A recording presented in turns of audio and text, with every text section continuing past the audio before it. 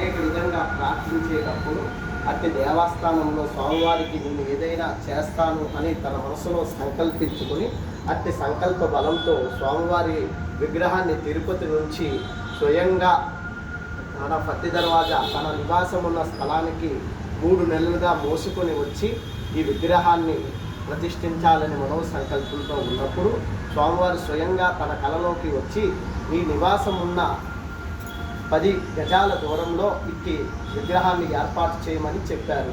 ఆ విగ్రహాన్ని ఎక్కడ ప్రతిష్ఠించాలో తెలియకుండా అయోమయంతో ఉన్న సందర్భంలో స్వామివారి స్వయంగా ఈ స్థలంలో ముగ్గు వేసి ఈ స్థలంలో ఈ ప్రదేశంలో విగ్రహం ప్రతిష్ఠించమని ఆజ్ఞాపించారు. అట్టి ఆజ్ఞ మేరకు శేషాచలం గారు ఈ విగ్రహాన్ని ఏర్పాటు చేశారు.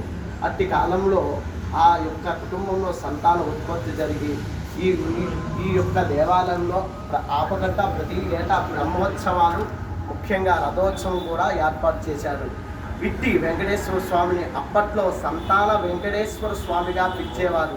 కాలక్రమేణా ఈ ప్రాంతం మారటం వల్ల బాలాజీగా కొంతమంది, వెంకటేశ్వరుగా కొంతమంది పిలుస్తారు.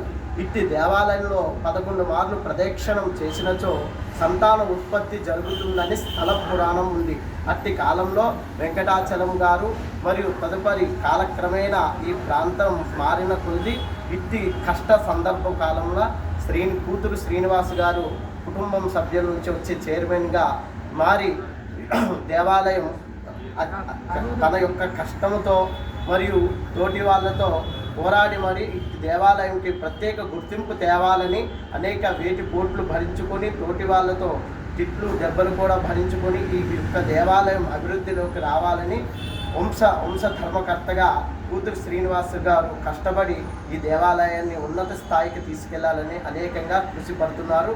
వారి కుటుంబ సభ్యులు మరి తోటి వాళ్ళు అందరూ కూడా బాగుండాలని మనస్ఫూర్తిగా కోరుకుంటూ సనాతన ధర్మ సుఖినో భవంతు, సర్వే జనా సుఖినో భవంతు. ఓ స్వస్తి. ఇంకేం చెప్పాలి కొద్దిగా